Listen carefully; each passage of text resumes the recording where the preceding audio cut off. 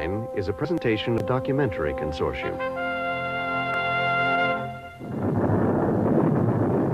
The 16-inch guns of the battleship Wisconsin have been pounding Iraqi artillery positions for days now in preparation for the ground war. Allied forces have reason to fear Iraq's big guns. They are among Saddam Hussein's most lethal weapons. Used with deadly consequence in the Iran-Iraq war, these howitzers could shoot chemical and biological shells farther and more accurately than any field artillery in the U.S. arsenal. What are those guns? Is that an accurate statement? Isn't that a superior capability he has? It's a question the U.S. prefers not to answer. We have heard about those reports, but we can't confirm them. Tonight, the story of those weapons and the man who made them. He certainly was, as far as artillery equipment was concerned, an absolute technical genius.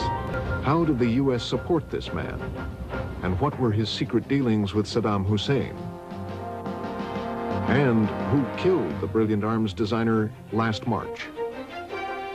Tonight on Frontline, the man who made the supergun.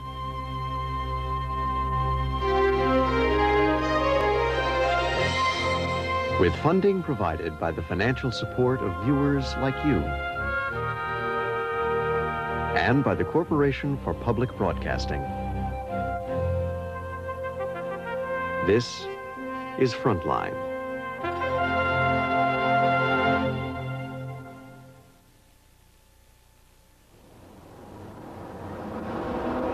They'd been following him for months. They'd been monitoring his every move.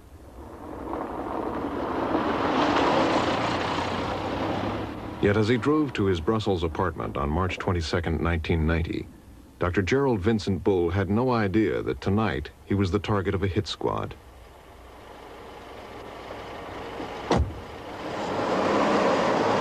It was definitely a complicated operation by a state intelligence organization and carried out by some 80 people.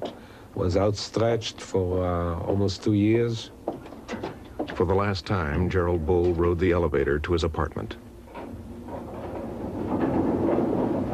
In his lifetime, his guns and shells had been sold around the world.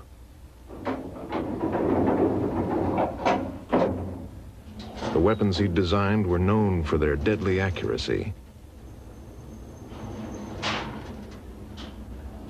Now, the knowledge he carried in his head had become too dangerous.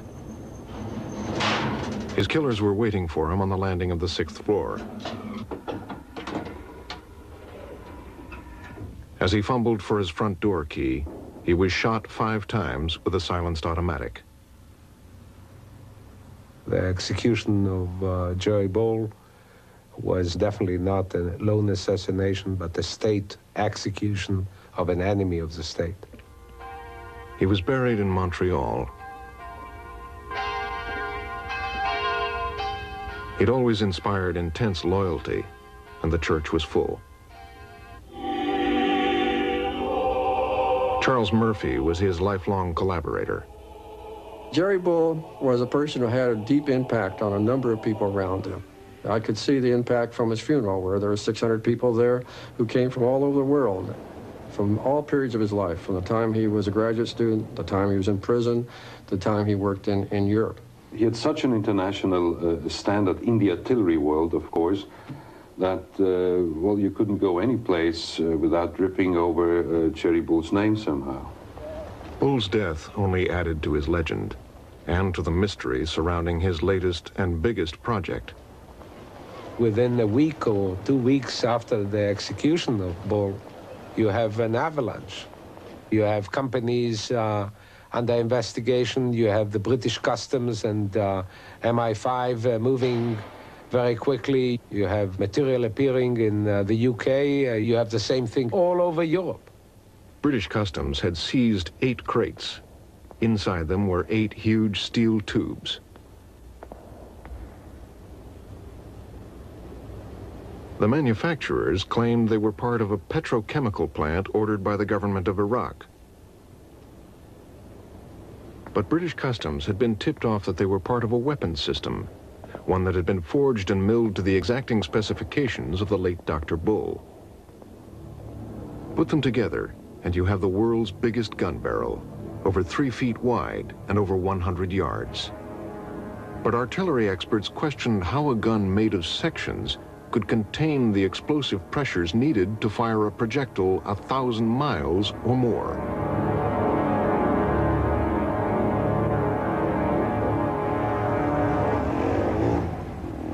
But in Britain's Imperial War Museum, there is a record of such a gun, and there's one man who's actually seen it. As soon as I saw the supergun, it reminded me of this thing. Major Robert Turp is a self-described gun runner, but in World War II he was a member of MI-10, a British Army intelligence unit. Its task was to assess captured German war material. In 1945, in a bombed-out munitions factory, he discovered the secret plans for a Nazi terror weapon, the V3. The V stood for vengeance. Made from sections, the V3 was 150 meters long. Turp also found parts of a prototype. And it was in bits. It looked like a heap of plumbing. It was a set of tubes, 30mm caliber, each about 2 meters long, that screwed into each other.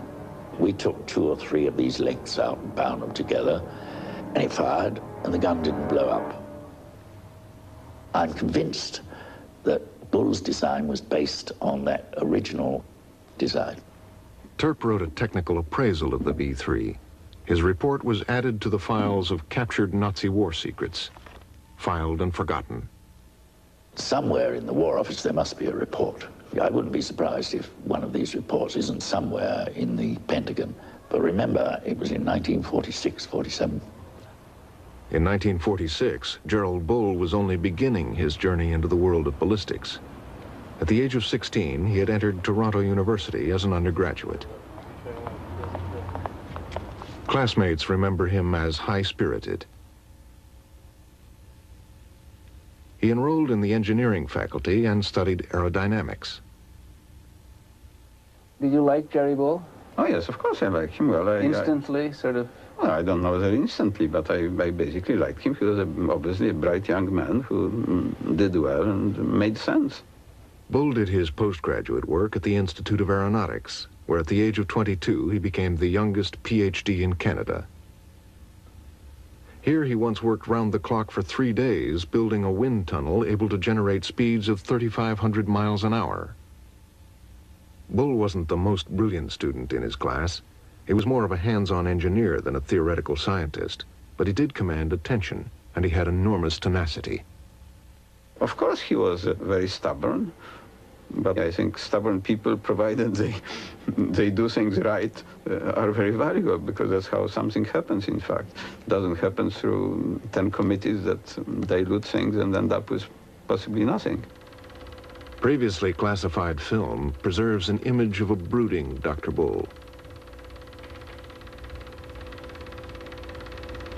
The Cold War had just begun, and defense work provided a fast track for smart engineers. It is typical of the man that he was willing to get his hands dirty, lifting the prototype of an air-to-air missile onto its primitive launching sled. He's a brilliant engineer. He was a doer. He wanted to build things. He wanted to do things other people couldn't do. He wanted to promise to do things that people said couldn't be done. The wraps are taken off secret Canadian defense research for the first time at Valcartier near Quebec City. Here at the Canadian Armament Research and Development Establishment, a team of experts have been working since 1945 to create weapons that will blunt a possible attack by intercontinental ballistic missiles. Developing rocket systems for this early Star Wars system meant more work in wind tunnels. But testing models in hypersonic wind tunnels was time-consuming and expensive. Bull had a brilliant alternative. Why not shoot them down the barrel of a gun? Adapting existing technology was the nature of Bull's genius. He did very smart things at Cardi in a very simple way. He developed an original and effective and incredibly cheap way of measuring aerodynamic properties by observing the signature that a model left by being first shot from a gun, by using a very simple device, paper screens. By observing this signature, measuring them up, you could determine the progress of the motion of the model. Well, from this you can determine its aerodynamic characteristics. On press day, Cartier's Golden Boy posed by his cannon. This newsreel, not seen since the day it was shot, captures Bull at the beginning of his lifelong fascination and ultimate obsession with guns and artillery technology. But his chances to test the limits of gun technology came soon after, when he moved to Montreal to head McGill University's Project HARP. The HARP program stands for High Altitude Research Project, and it was a proposal which came out of the studies that Jerry and I made as to what was the peak altitudes that various size guns could shoot to. The man behind the project is McGill's 34-year-old professor of engineering science, Dr. Jerry Bull, an intense, impatient genius who's been working for 5 years on a cut-rate research program. Dr. Bull wanted to blast Canada into the space race by pioneering the use of big guns. In 1963, a U.S. Navy landing craft beached in Barbados.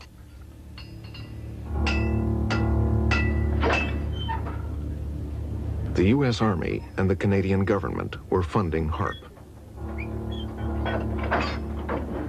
A 16-inch cannon with a barrel 60 feet long was to be Bull's mammoth test tube. I'm reporting to you from Barbados, where this week McGill University entered the operational stage of its Project HARP, High Altitude Research Program. It's as unlikely a project that ever jointly involved a university, half a dozen Canadian companies, and the United States Army. The U.S. Army presence was a sensitive issue at HARP, where Dr. Bull liked to stress the peaceful purpose of his projectiles. These were 10 minutes for Dr. Jerry Bull. Years of calculation, trials, and errors would soon be put to the test. Would the projectile behave as miniatures had in the laboratory? More than 60 cameras were on hand to record the shot. The cannon was elevated to 80 degrees, higher than any of this type had ever gone before. Cameramen were moved away from their sight. As the countdown continued, Dr. Bull was the last to seek refuge in the HARP bunker.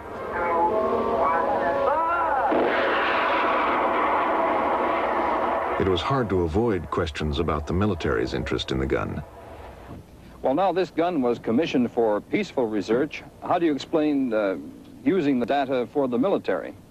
Well, I think that may be just a matter of semantics, really. It was commissioned for peaceful research, but all of the Army's research is necessarily headed toward the things the Army is interested in.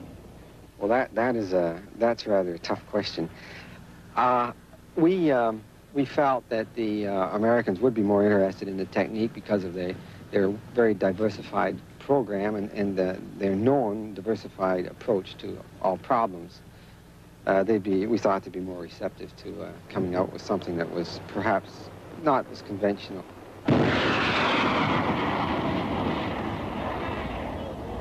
It was during HARP that Bull began searching the military archives for the secrets of Germany's master gun builders of World War I.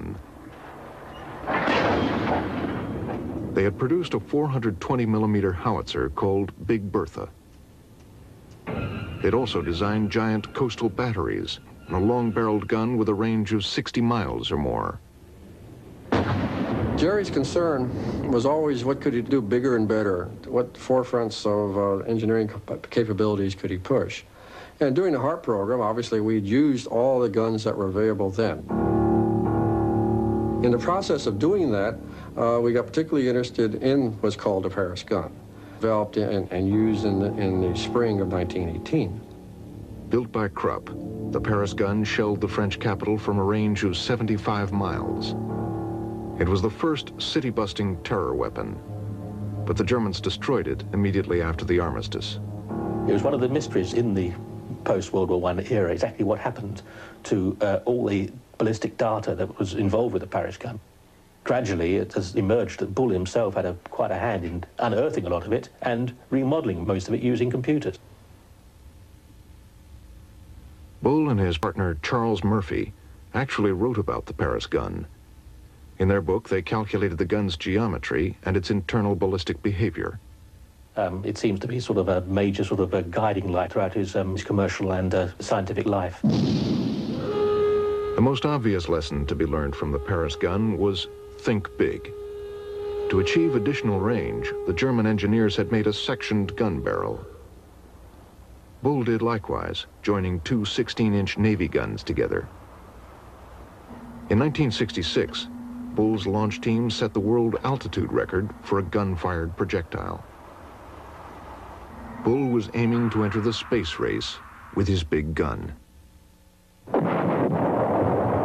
Obviously, one difficulty of shooting from a gun is that you have very high accelerations. What's higher than a rocket? A rocket might have acceleration of 30 or 40 Gs. In the case of the 16-inch gun, we had accelerations like 20,000 G. So with accelerations that size, you had to worry about designing your payload to withstand it. Unless this problem could be solved, it would be impossible to shoot sensitive electronic packages into space.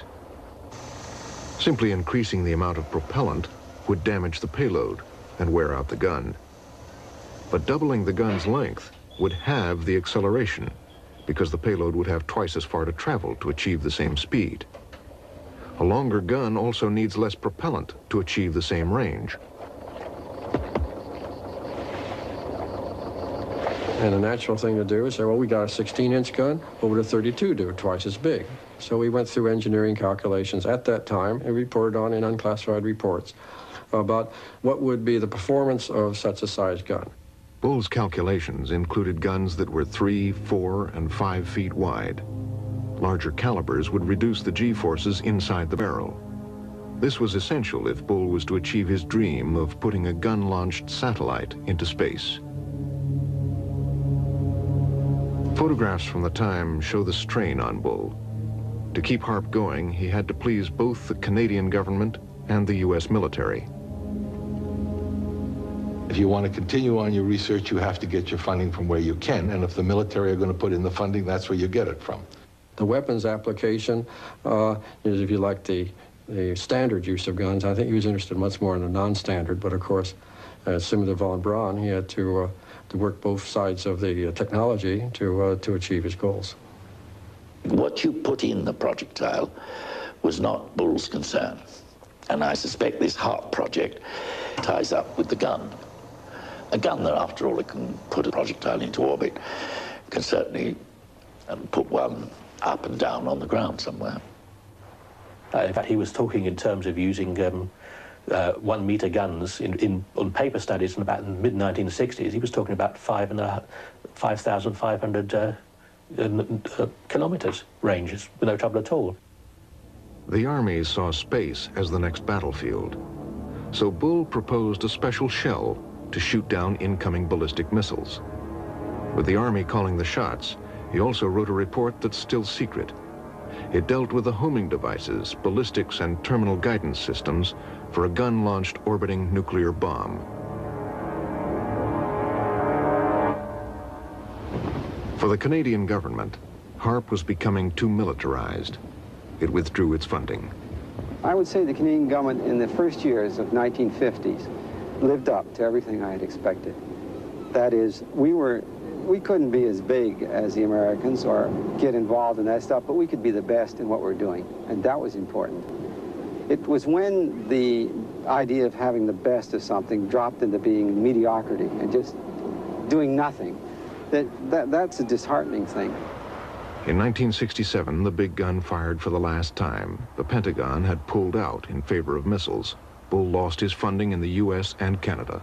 I suspect that perhaps he just made too many enemies, because certainly he was not prepared to put up with nonsense. And he cut the red tape in many places, I'm quite sure of that. He's famous for a remark he made on one occasion referring to some of the people in headquarters as cocktail scientists. And this created a very difficult atmosphere on those who felt he was referring to them. And I'm sure they remembered that for some time. Desperately disappointed, Dr. Bull returned to Quebec. Here, he acquired an 8,000-acre site that straddled the border between Canada and the U.S. He went into the arms business with a company called the Space Research Corporation. From the air, it was possible to make out a firing range, and on it, a big gun, just like the one on Barbados. There's no doubt where Bull's heart lay, but for the moment, his long-range dreams had to be put on hold. He had some contracts with the U.S. Defense Department, but he needed new customers, and what they wanted were smaller, conventional weapons. Once again, Bull showed his genius for making new technology from old. Bull's corporation produced a package for Third World armies to modify and upgrade old gun systems. And he began to rethink conventional artillery assumptions from barrel to breech. The result was his own extraordinary invention, the Gun Canada 45, the prototype for a new 155mm howitzer. Later versions bore Dr. Bull's signature, the longer barrel, which to this day can outshoot anything in the armories of NATO or the Warsaw Pact.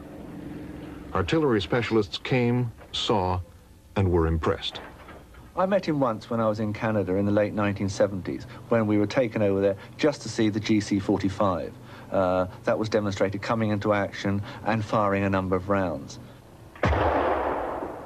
Basically, he developed a 45 caliber barrel and it enabled you to fire a 155 projectile to a range of 40 kilometers, almost double the range of existing artillery at that time, and to do it with accuracy, because that is what counts. Bull's work on ballistics was considered so valuable that in 1973, by special act of Congress, he was made a U.S. citizen. He had developed a brand new shell. Bull's extended-range, full-bore 155mm shell had base bleed at the bottom end. This released burning gases and reduced drag, giving it a range of 24 miles, 6 miles more than the standard NATO shell. Tests also showed it had twice the terminal lethality of its NATO counterpart. The shell should have been a winner, but perhaps because Bull was still the outsider and not part of the Pentagon old boy network, the U.S. Army didn't buy it. But Bull had gone into production. He desperately needed a large order. Then he found a customer, but with catastrophic results. His legal troubles began in 1977. This ship, the Tugela-land, was carrying a cargo of space research shells and gun assemblies. It was a voyage which violated a UN arms embargo and broke the laws of Canada and the United States, because the Tugela-land was bound for South Africa. South Africa's army needed Bull's shells for its war against the Marxists in Angola. Washington had tilted toward the South Africans in the war, and supplying Bull's shells to them would serve that policy. The CIA promised to help. For them, it would be a deniable operation. The way it would be handled would be that South Africa would be told where these rounds were available, these 155 rounds, and that they could contact and make the arrangements themselves. The case officer was a Major Clancy. Clancy would definitely have been following orders. He would have been working with Africa Division Chief on this. Major John Clancy III was the CIA paramilitary officer given the job of finding shells for the South Africans. Through a CIA arms dealer, he was put in touch with Bull's Space Research Corporation. He told me himself that he was looking for some 155 rounds and that he had found some. He had found them in Belgium. Here, Bull had opened an office to market his shells. The man who had helped him set it up was an American arms dealer called Jack Frost. I told him that if they had no artillery capability, that the acquisition of space research technology was rather useful. Shortly after that conversation, a party of South Africans flew to the United States to meet Dr. Bull, but they hadn't told Frost about their visit. I heard of the visit to SRC by a friend of mine who described it this way: as a load of money to be made. The South Africans are in here doing all kind of business. The visit to space research infuriated Frost, who feared he was about to be cut out of his 10% commission by Dr. Bull. I immediately called SRC Dr. Bull, and he admitted he had a visit. And at that point, I said, well, you can't continue this because it's illegal, and you better stop immediately. His response was, well, Jack, we don't think we'll do anything because it looks as if it's too chancy. To make doubly sure he wasn't being double-crossed, Frost informed the United States Office of Munitions Control that Bull and the South Africans were discussing breaking the arms embargo, but it made no difference. Within weeks, Bull ordered 60 cannon barrels and 50,000 semi-finished shells from a U.S. Army munitions plant.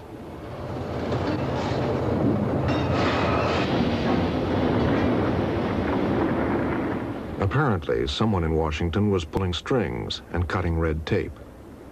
Approval that could have taken months was granted in just 4 days. 4 days is impressive. They gave it a top priority. They concentrated on it and pushed it through. It wasn't put on a back burner. It wasn't committed out. Altogether, Bull smuggled 50,000 shells worth $30 million. He had done so with the apparent knowledge of the U.S. government.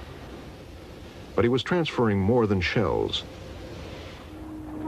He was passing on technology that would in time enable the South Africans to make their own sophisticated artillery. But Bull's activities were now being investigated in 4 countries. He was also beginning to feel the heat from the media. Naively, perhaps, he agreed to be interviewed by a British reporter about some shells that were supposed to have been shipped to Spain. Are you sure they're in Spain? I know that well, yeah, some of our people said they've talked to them and seen them in Spain, and according to what we've been told, they were re-exported out of Spain on a ship called the Breezan, and it gave its destination as Canada. Only guess what? Where did it go? South Africa. To South Africa. I haven't got it. We'll certainly check it. Now back home in the U.S., Bull was also being investigated by Special Agent Larry Curtis of the U.S. Customs Service. He was surprised to find evidence leading to the U.S. government. Well, during the course of the investigation, I went to the CIA in Washington. The door was shut on me. I was not allowed to make direct contact. He also found the letter from the arms dealer Jack Frost to the Office of Munitions Control. He had information which he had supplied to the Department of State prior to our investigation. Nothing, to my knowledge, was followed up on of his original information. Is it safe to kiss older women? But the evidence against Bull was mounting. Behind the smiles, his life was falling apart. His companies were going bankrupt. Even though one part of the U.S. government had seemed to encourage his dealings with South Africa, another was now bringing criminal charges against him. We were talking about indicting 15 individuals, I believe 3 countries, and 5 corporations. But then, the weekend before the trial, Bull and his partner, Rogers Gregory, went into a huddle with the U.S. attorneys. A deal was being struck. When I was advised the following Monday that Bull and Gregory were the only ones being indicted, I was totally surprised, very disappointed, and bewildered as to the results. The next day, Bull pled guilty.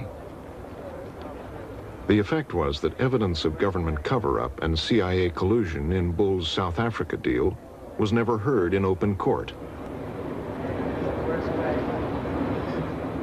I was told that the reason we never went any further was because there had been a phone call from the White House. I took that to mean there had been a phone call from the White House to Main Justice stating, don't go any further with the investigation. Whatever happened behind the scenes, Bull was left to fend for himself.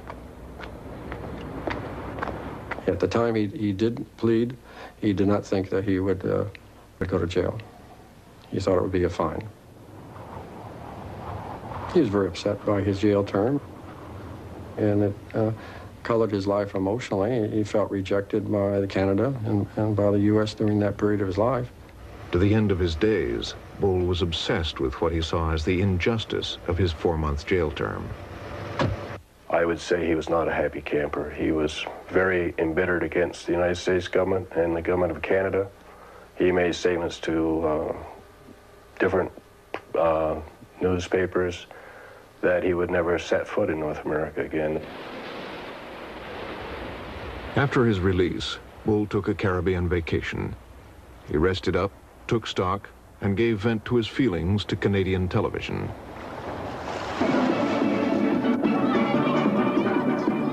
The only way Dr. Bull can get even is to sell his brains now to a foreign country. He says he's turned his back on Canada for good. I feel more than betrayed. And I feel that all of the memories and all the traditions and everything that I thought the country stood for has been betrayed. They think they've degraded me. They haven't. They think they've broken my spirit. They haven't. What I did and what I built, to see it cheapened, to see people trying to degrade me personally, is common criminal. For what?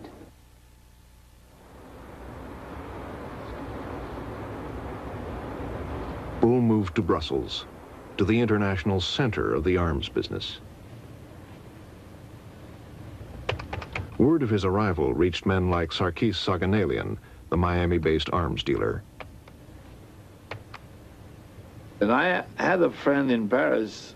He said that Jerry Bull is out of the jail. This is in 1981. And he's not living anymore in Canada or in the United States. He's living in Belgium, in Brussels. I said, when you see him, say hello. Everybody in the arms business fetches up in Brussels. In the same way as they say all roads lead to Rome, all guns point from Brussels. 1981 was a good year to be in the arms business. Iran and Iraq were fighting a protracted war. In Iraq, they called it Saddam's War. Despite the bravado, Saddam's war was not going well.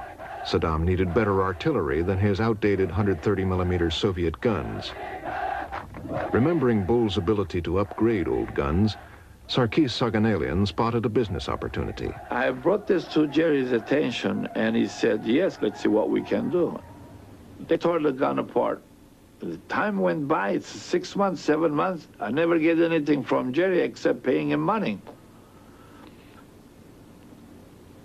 At that time, I find out that Jerry is flirting with Chinese to build the gun over in China and sell it to us.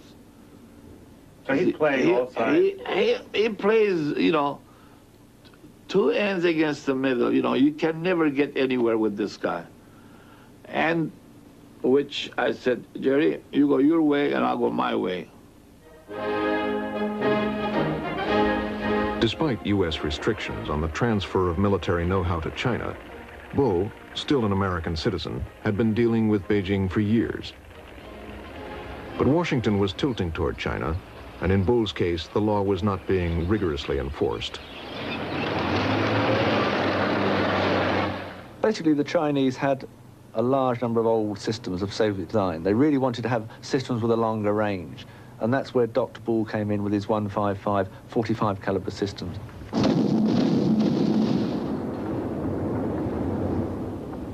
It was the South Africa story all over again. Bull signed a 3.5-year contract to engineer and train the Chinese to manufacture their own 155 howitzers. He did so without a license from the U.S. government to transfer technology. Bull's dealings with China came to light one evening in 1984, when one of his close associates, Dennis Lister, was stopped at the Canadian border by U.S. Customs. All right. do you live, please? Canadian Golf? Late in the evening on March 23rd, I was notified that Lister was at the port of North Troy, Vermont, and that he was carrying a metal suitcase, and that the suitcase had been examined and it contained a great deal of documents. Dennis Lister was carrying computer disks, blueprints, and a contract with China. As I recall, there were 10 individual contracts, and in fact, the contracts were initialed with the initials GVB, which I recognize as the initials of Dr. Bull. The contracts had an estimated value of approximately $25 million. Curtis had a strong case against Gerald Bull, but in 1984, relations between Washington and Beijing were close. Curtis was shut out once again.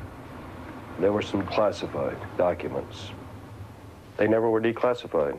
I never got any action on this, and I followed up on it 2 or 3 or 4 times, attempting to get these documents declassified so that I could present them to the U.S. attorney, grand jury, or whatever was needed. But by now, Bull had another deal in the works, this time in the Austrian city of Linz. Adolf Hitler used to paint watercolors in Linz. He built a munitions factory here and named it for Hermann Goering. Today, it's a steelworks called Voest-Alpine, which in the early 80s was interested in Bull's guns.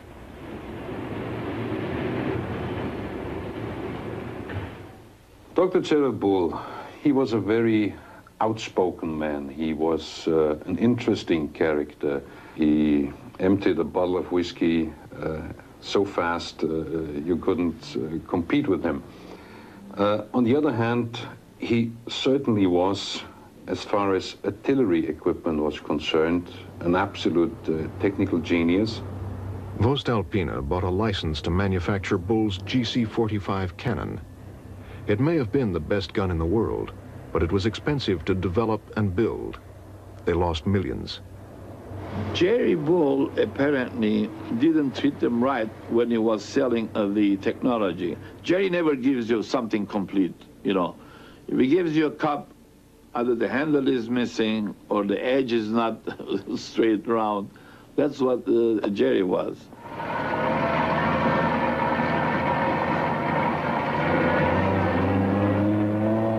But in the end, the Austrians smoothed out the bumps in the system. Iran and Iraq soon were customers. The United States had banned arms sales to both countries, which were then at war. But Washington favored Iraq and had reason to look the other way on transactions there. And Saddam Hussein was sold on the Austrians' towed howitzer.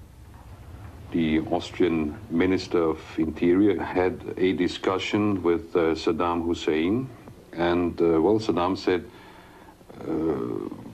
to make it short, well, where are our guns, and can't you speed up delivery? We require them urgently. By now, Saddam's war had bogged down into bloody trench warfare. This is where artillery is king of the battlefield. Saddam Hussein ordered 200 of the Austrian guns and used them to great effect.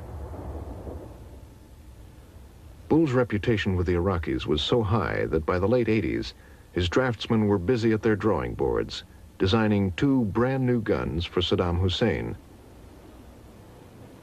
They had towed artillery, which does have some battlefield limitations. So he developed 2 new self-propelled artillery systems, a 155 and a 210 millimeter, and both of those were shown for the first time in Baghdad last year. The 210 is the longest range self-propelled artillery system in the world. It goes out to 57,000 meters. So that is unique.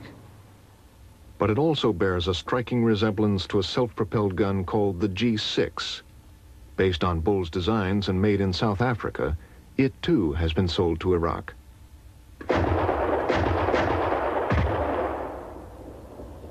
The South Africans have also sold 200 of these to Iraq. It's the G5, a direct copy of Bull's own GC-45. We have clear evidence that American technology has been illegally exported to South Africa. From there, it has been re-exported to terrorist nations, to Iran, to Iraq. Congressman Howard Wolpe's House Foreign Affairs Subcommittee investigated Gerald Bull's dealings with South Africa and the U.S. government's involvement. The bottom line here is that because we have been so lax in our enforcement of American laws, we are now finding American-made technology in the hands of the Iraqi forces that are pointing their cannon at American soldiers. And that's outrageous. Bull's guns can fire high explosive, chemical, biological, and possibly nuclear shells. They fire farther and are more accurate than Allied guns. Saddam Hussein has bought 200 from Austria and 200 from South Africa. Bull's howitzers are now in the front line of the Gulf War.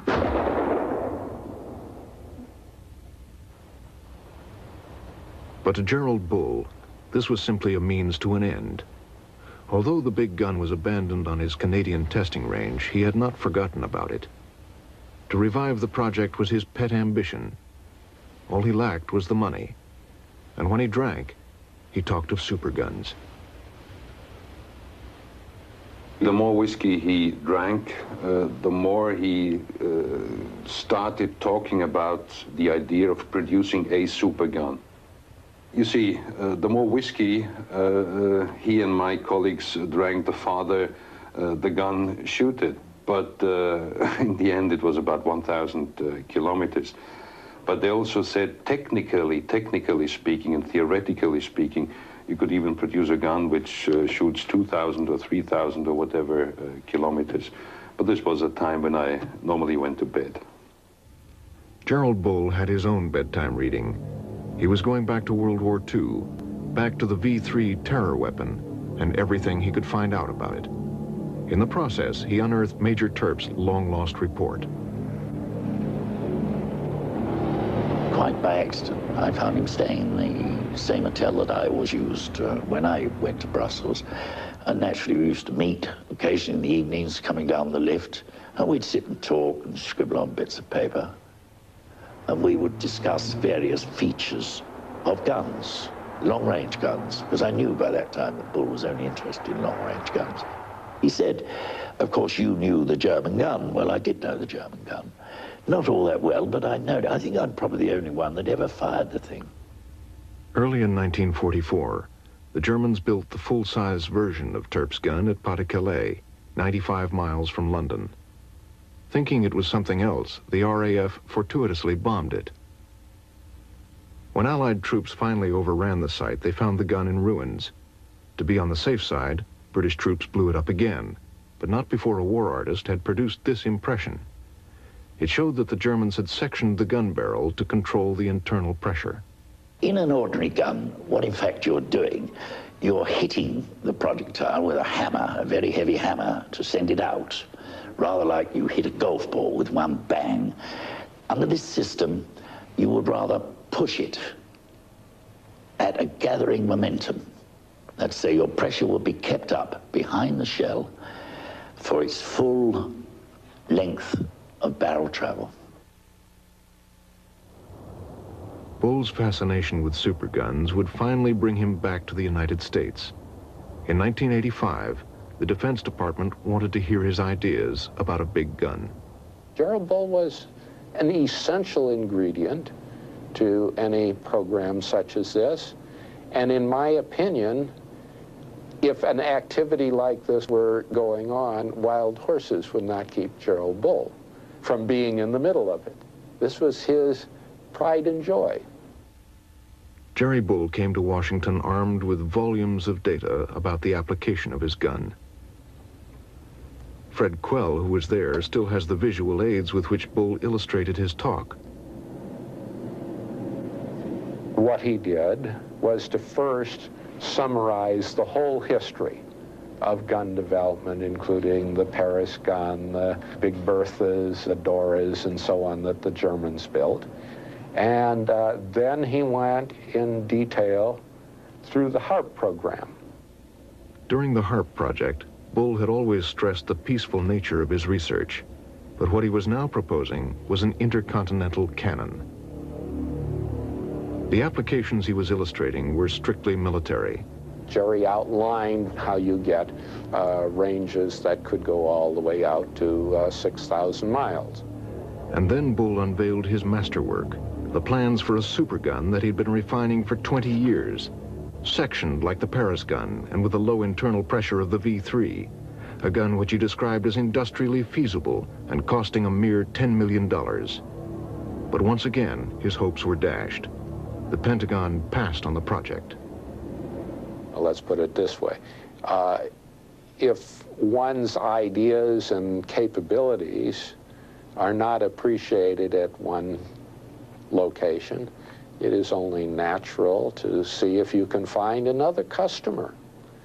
And as near as we can ascertain, Jerry did find a ready and willing customer in Saddam Hussein in Iraq. The best evidence suggests that Bull was in Baghdad in 1988, and that was the year Saddam Hussein gave the go-ahead for the supergun project. A cheap, simple strategic weapon, its attractions for Saddam Hussein were obvious to Israeli military men. They don't have their superiority. They don't have the know-how in final guidance. And therefore, the last solution that they can have, it's the supergun. Take in the case of Iraq, you only need two guns, possibly, one facing east, one facing west, and you can command most of the Middle East.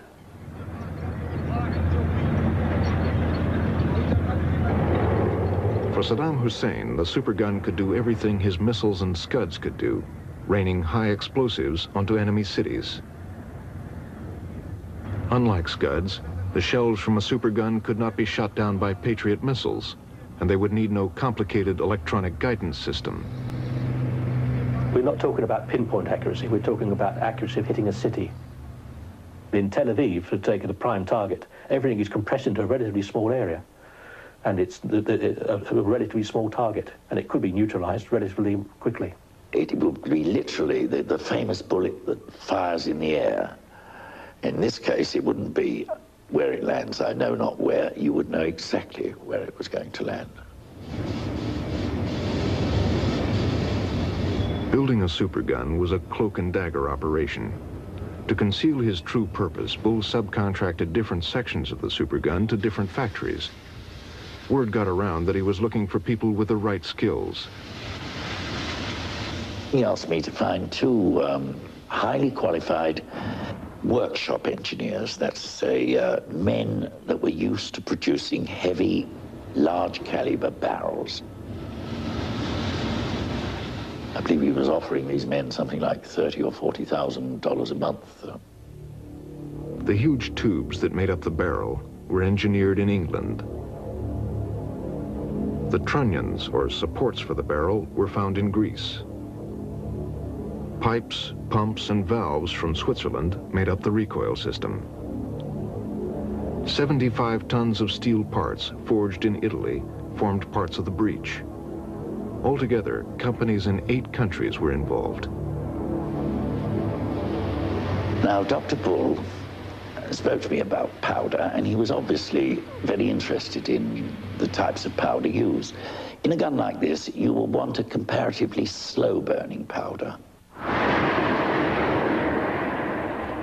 Bull's powder was made at a factory in North Belgium. The workers were paid extra money, and the work was done in great secrecy. But then the factory's parent company went broke and was taken over by a British company headed by Dr. John Pike. When Pike entered the headquarters of his new acquisition, he found a highly suspicious contract in the company's files. It was the contract for the supply of 2 types of a particular gun propellant. The gun propellant was not in itself unusual. It was the sort of propellant that can be used for a number of different systems. However, what was unusual was the actual physical size of the pieces of propellant that were to be supplied. Pike also came across a memo written to Dr. Bull by his associate Dennis Lister. In it, Lister detailed the test results for two kinds of propellant. The Belgian factory had been making propellant for two systems, one 350mm prototype and a huge 1000mm gun. That's a 39-inch diameter. The story is that the System 350 propellant was intended to be used as the propellant for this experimental gun. Once the experimental gun was working, then the 1000mm system gun could be finally designed. Its propellant could be finally designed. The tubes seized in England came in two sizes, 350mm and 1000mm. Reportedly, the 350 had been tested in 1989. Later that year, a firm order was placed for the 1000mm propellant.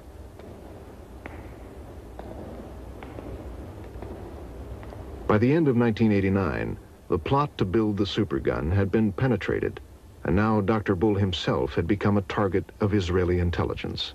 Carrying all his knowledge with him and not cooperating with too many people definitely was a key strategic point that if you take him out, you are losing control of the entire system. In a sense, he had no governmental protectors. His birth had rejected him, and the government whose passport he carried had imprisoned him. He was, in a sense, vulnerable from a standpoint of being a person who would not have a lot of people concerned if he was killed.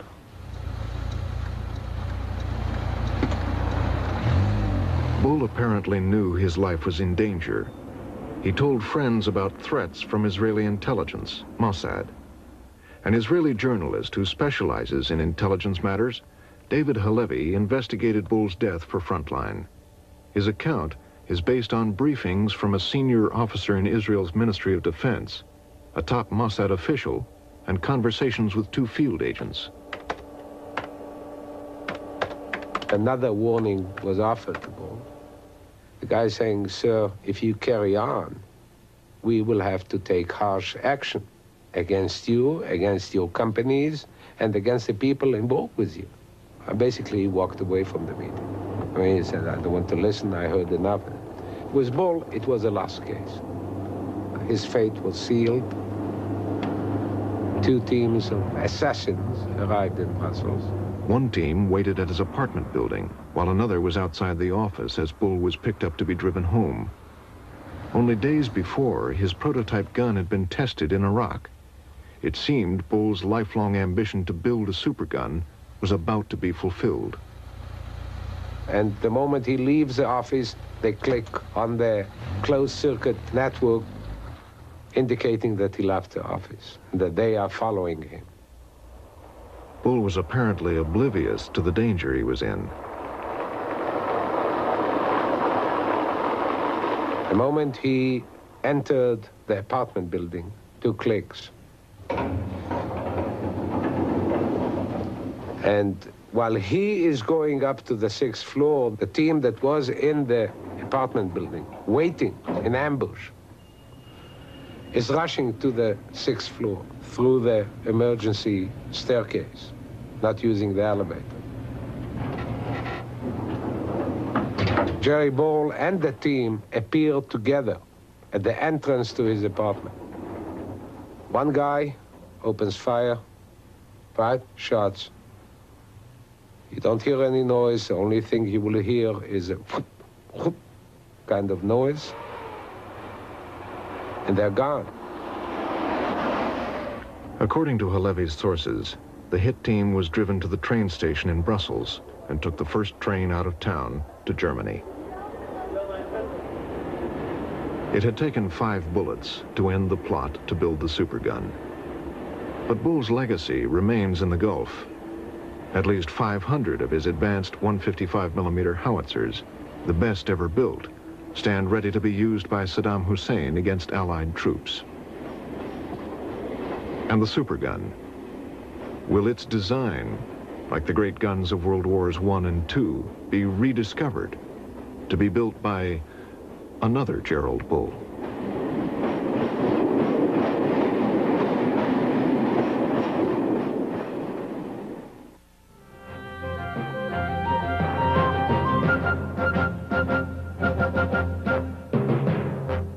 Your thoughts about this program are important to us.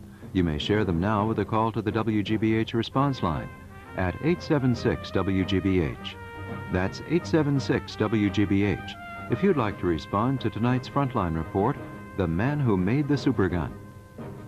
Stay with us now for the concluding episode of the landmark television series, Eyes on the Prize.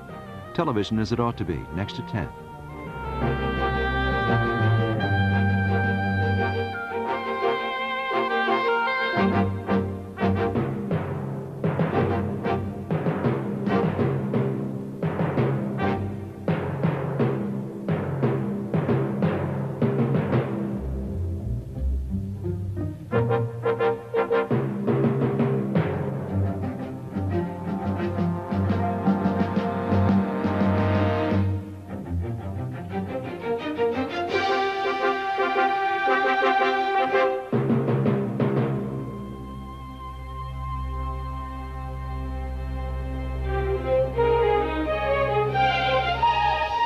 Funding for Frontline is provided by the financial support of viewers like you and by the Corporation for Public Broadcasting. Frontline is produced for the Documentary Consortium by WGBH Boston, which is solely responsible for its content.